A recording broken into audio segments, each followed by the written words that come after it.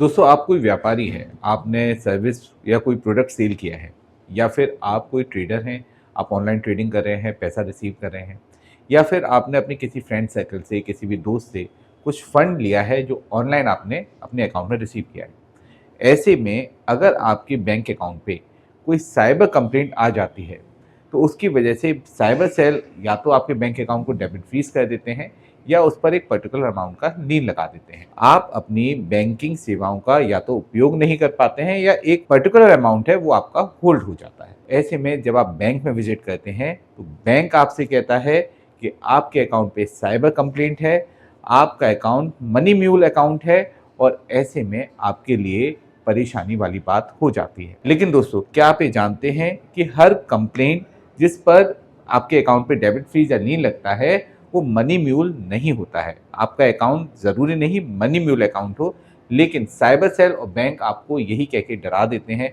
या आप घबरा जाते हैं। दोस्तों, आज इस वीडियो में मैं आपको बताऊंगा कि कौन से केस मनी म्यूल के अंतर्गत आते हैं, क्या हर केस मनी म्यूल का केस होता है, ऐसा है या नहीं है, और अगर कोई अकाउंट आपका मनी म्यूल के केस में फंस जाए तो आपको कैसे सॉल्व कराना है उस केस को।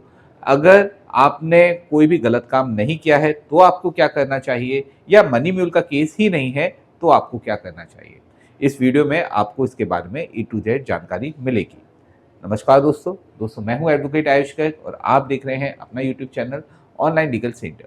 बैंक अकाउंट फीस या साइबर क्राइम से रिलेटेड और इन्फॉर्मेटिव वीडियोस देखने के लिए आप हमारी प्लेलिस्ट पर भी विजिट कर सकते हैं। तो चलिए बिना देर करे टॉपिक को शुरू करते हैं। दोस्तों, आजकल साइबर क्राइम बहुत ज़्यादा हो रहे हैं। ज़्यादा होने की वजह से अकाउंट भी डेबिट फीस या लीन बहुत हो रहे हैं। इसमें जब आप बैंक में विजिट करते हैं, आपके अकाउंट पर कोई कंप्लेंट आ जाती है तो बैंक वाले अक्सर आपसे ये कहते हैं कि आपके अकाउंट पे साइबर कंप्लेंट है और ये मनी म्यूल का केस है। दोस्तों, ऐसे में घबरा जाना स्वाभाविक है। अगर साइबर सेल ऑफिसर से आप बात करने की कोशिश करते हैं तो वो भी यही कहते हैं कि आपके अकाउंट पे मनी म्यूल लगा हुआ है, इस वजह से आपसे इन्वेस्टिगेशन करना बहुत ज़रूरी है। आप हमारे पुलिस स्टेशन आइए, हाजिर होइए और हम तब आपसे इंटरोगेट करेंगे। लेकिन दोस्तों, यहाँ पर सबसे पहले आपको पैनिक होने की कोई ज़रूरत नहीं है। आपको ये समझना होगा कि वास्तव में मनी म्यूल होता क्या है। क्या आपके अकाउंट पे जो कंप्लेंट लगी है, जिस वजह से लगी है, उसमें आपका अकाउंट मनी म्यूल के दायरे में आ रहा है या नहीं। तो दोस्तों समझिए, अगर किसी साइबर क्रिमिनल को किसी व्यक्ति के संग कोई साइबर क्राइम करना है तो ऐसे में उसको अकाउंट्स की ज़रूरत होती है। ये जो बैंक अकाउंट होते हैं वो अपना यूज़ ना करके किसी अन्य व्यक्ति का बैंक अकाउंट वो यूज़ करता है, जिससे एंड में वो पकड़ा ना जाए।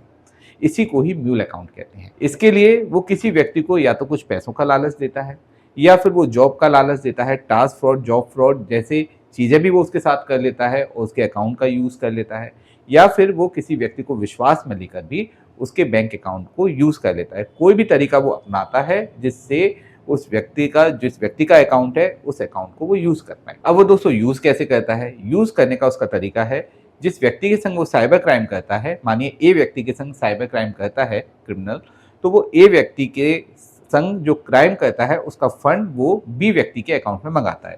बी व्यक्ति म्यूल अकाउंट होल्डर है, यानी वो व्यक्ति जिसको या तो पता है कि उसके अकाउंट में फंड आने वाला है, तो ऐसे में उसको लालच दिया जाता है, या फिर उस व्यक्ति को मालूम ही नहीं होता कि उसके अकाउंट में कुछ ऐसा फंड आने वाला है, तो वो उसको संग धोखा करके या उसके संग कोई task fraud, job fraud, loan fraud करके उसके अकाउंट में वो फंड मंगवाता है। ये फंड जब बी व्यक्ति के अकाउंट में आ जाता है तो बी व्यक्ति से ये फंड वो सी व्यक्ति को ट्रांसफर करवा देता है। सी व्यक्ति या तो क्रिप्टो ट्रेडर हो सकता है या यूएसडीटी ट्रेडर हो सकता है। ज़्यादातर मामलों में ये वर्चुअल मनी ट्रेडर्स होते हैं, सी व्यक्ति, जिनको मालूम ही नहीं होता कि उनके अकाउंट में जो फंड आ रहा है वो साइबर क्राइम का है, और इसके वजह से वो फंड रिसीव करने के बाद या तो यूएसडीटी या फिर क्रिप्टो उस बी व्यक्ति के नाम रिलीज कर देते हैं, या फिर साइबर क्रिमिनल के नाम रिलीज कर देते हैं।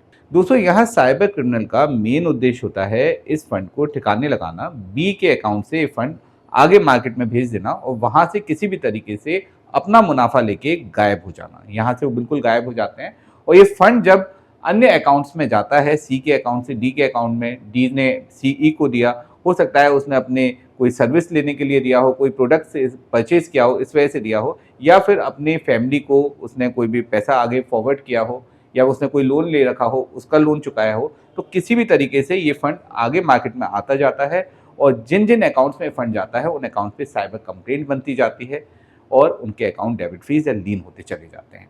अगर गेमिंग में ये फंड आता है तो गेमिंग में जो व्यक्ति हारते हैं उनके लिए तो कोई इशू नहीं है, लेकिन जो जीतते हैं जब वो फंड रिसीव करते हैं किसी गेमिंग अकाउंट से, तो हो सकता है ये घूम फिर के साइबर क्राइम का फंड ही उसके अकाउंट में आया हो, जिस पे कोई साइबर कंप्लेंट हो, तो उसके अकाउंट में फंड आने की वजह से वो व्यक्ति जिसने कुछ फंड जीता है, इतने फंड हारने के बाद उसका अकाउंट भी डेबिट या लीन हो जाता है। अब दोस्तों समझने वाली बात यहाँ पे ये है कि जिसके संग क्राइम हुआ वो भी विक्टिम, जो बी अकाउंट होल्डर है, जो म्यूल अकाउंट होल्डर है, अगर उसने रेंट पे अपने अकाउंट को दिया है तो विक्टिम नहीं है, लेकिन अगर बाई चांस उसके संग टास्क फ्रॉड, जॉब फ्रॉड जैसी घटनाएं घट रही हैं या लोन फ्रॉड जैसी घटनाएं घट रही हैं और ऐसे में उसने कुछ फंड रिसीव किया है जिसके बारे में उसे मालूम ही नहीं है साइबर क्राइम का फंड है, उसका आगे यूज़ क्या होने वाला है, या फिर किसी व्यक्ति को झांसे में लेकर, उसको विश्वास में लेकर उसके अकाउंट का यूज़ किया गया है, उसे मालूम ही नहीं है कि इसका आउटकम क्या है, इसमें आगे कोई साइबर क्राइम का फंड है या इसमें क्या होने वाला है आगे,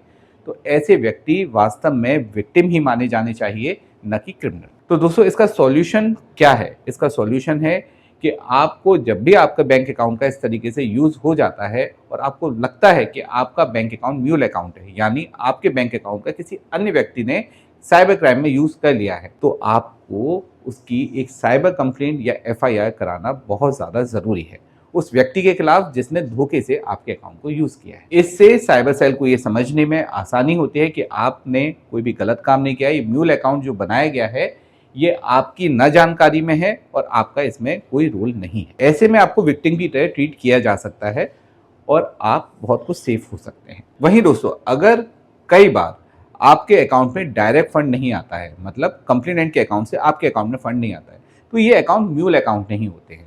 ऐसे में आपका चेन में अकाउंट फ्रीज होता है, और चेन में अकाउंट फ्रीज अगर होता है तो वो बिजनेस अकाउंट भी हो सकता है, वो नॉर्मल सर्विस अकाउंट भी हो सकता है, वो सैलरी अकाउंट भी हो सकता है, या सेविंग अकाउंट भी हो सकता है, कोई भी अकाउंट वो हो सकते हैं, और उसमें जो फंड वो आ रहा है वो जेन्युइन फंड भी हो सकता है। ये म्यूल अकाउंट की कैटेगरी में नहीं आते हैं। म्यूल अकाउंट की पहचान सबसे पहले है कि आपका फर्स्ट लेयर में अकाउंट फ्रीज होगा। सेकंड म्यूल अकाउंट की पहचान ये है कि उसमें कोई अन्य व्यक्ति आपके बैंक अकाउंट को ऑपरेट करता है, आप अपने बैंक अकाउंट को ऑपरेट नहीं करते हैं। थर्ड, वे बिजनेस अकाउंट्स नहीं होते हैं, ये ज्यादातर सेविंग अकाउंट्स होते हैं। अगर आपका बैंक अकाउंट बिजनेस अकाउंट है और आपके पास सारे ट्रांजेक्शन की रिसीप्ट है, जो भी आपने फंड रिसीव किया है, आपने अपने बिजनेस के फंड रिसीव किए हैं, तो आप ये ध्यान रखिए वो अकाउंट म्यूल अकाउंट नहीं है अगर आप उसके सारे जेन्युइन ट्रांजेक्शन की रिसीप्ट ऑफिसर को प्रोवाइड करते हैं। दोस्तों एक चीज़ और मैं आपको बताना चाहता हूँ, साइबर क्राइम को कंट्रोल करने के लिए म्यूल अकाउंट्स को कंट्रोल करना बहुत ज़्यादा ज़रूरी है।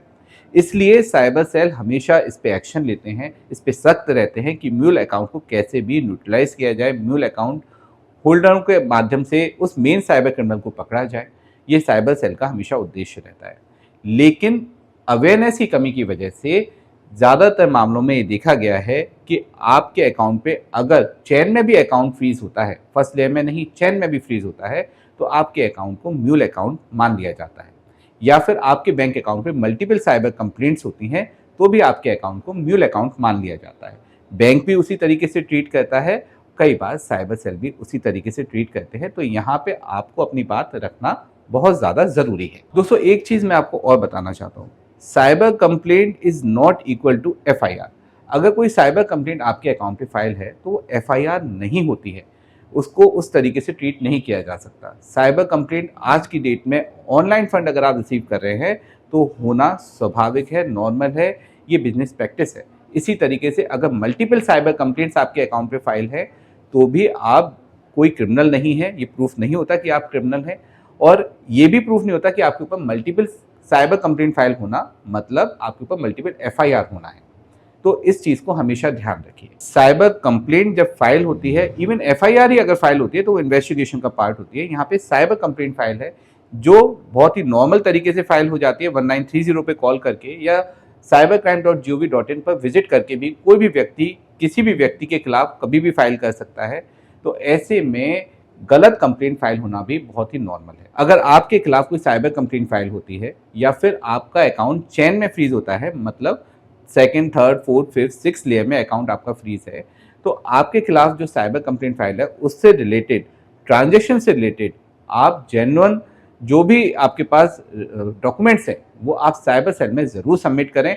इससे आपको बिल्कुल बचत होगी, आप सेफ रहेंगे और आपको क्रिमिनल की तरह ट्रीट नहीं किया जाएगा। अगर ऑफिसर आपकी बात को नहीं समझ पाते हैं या फिर आपके डॉक्यूमेंट से वो संतुष्ट नहीं होते हैं और डॉक्यूमेंट रेलिवेंट हैं, जेन्युइन है, तो आप कोर्ट में भी जा सकते हैं। बैंक में जब आप विजिट करते हैं कोई साइबर कंप्लेंट होने पर, तो आप सिर्फ बैंक मैनेजर से ये पूछिए कि सर मेरा बैंक अकाउंट फ्रीज है, किस कंप्लेंट की वजह से फ्रीज है, क्या ट्रांजेक्शन है, आप मुझे कंप्लेंट की कॉपी प्रोवाइड कराएं। बैंक मैनेजर अगर आपसे मना करते हैं तो आप बैंक मैनेजर से कह सकते हैं कि साइबर सेल की तरफ से आपके पास जो नोटिस आता है 94 में 106 में, उसमें स्पष्ट होता है कि आप ये डिटेल्स हमको प्रोवाइड कराएं।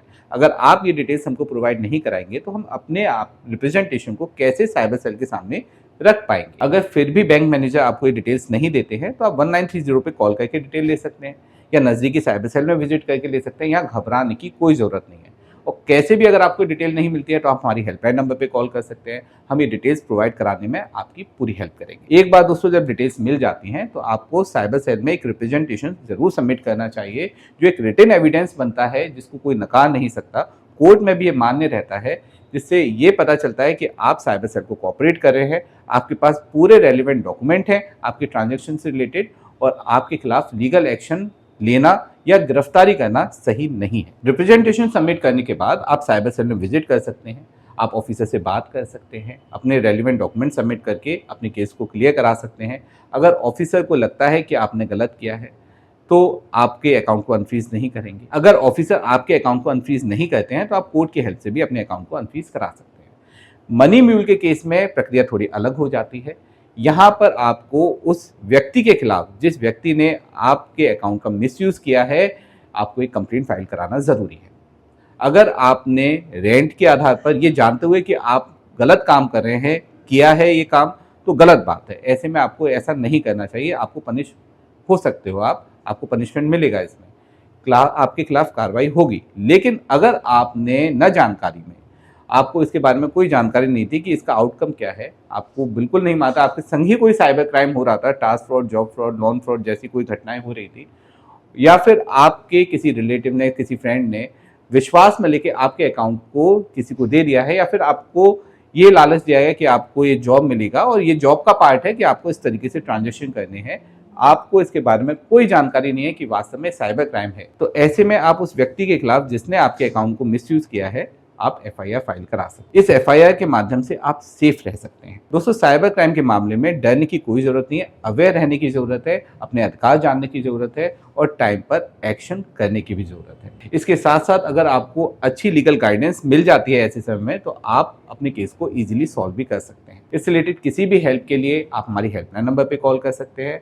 हम आपके साथ हैं, आपकी पूरी हेल्प करेंगे। कोई भी क्वेरी है, कोई भी समस्या है, तो हमसे आप डिस्कस कर सकते हैं। दोस्तों, अपने एडवोकेट भाइयों के लिए मैं एक बात और कहना चाहता हूँ कि अगर आप लोगों की हेल्प करना चाहते हैं, साइबर क्राइम के क्षेत्र में अवेयरनेस फैलाना चाहते हैं और कुछ अच्छा करना चाहते हैं, तो आप हमसे भी जुड़ सकते हैं। अगर आप अपने स्टेट की हाई कोर्ट में प्रैक्टिस करते हैं तो आप हमारे नीचे दिए गए नंबर पर कॉल कर सकते हैं। आप हमारे साथ जुड़ के अन्य लोगों की भी हेल्प कर सकते हैं। दोस्तों, वीडियो अच्छा लगा हो तो इसे लाइक, शेयर, कमेंट जरूर कीजिएगा। चैनल को अभी तक सब्सक्राइब नहीं किया है तो इसे सब्सक्राइब भी जरूर कर लीजिए, जिससे आपको ऐसे ही लेटेस्ट इन्फॉर्मेटिव वीडियोस के नोटिफिकेशंस मिलते रहेंगे और आप भी लीगली अपडेटेड रहेंगे। अंत में सतर्क रहें, अपने अधिकारों के लिए जागरूक रहें और ऑनलाइन लीगल सेंटर से जुड़े रहें। मिलते हैं अगले वीडियो में। जय हिंद।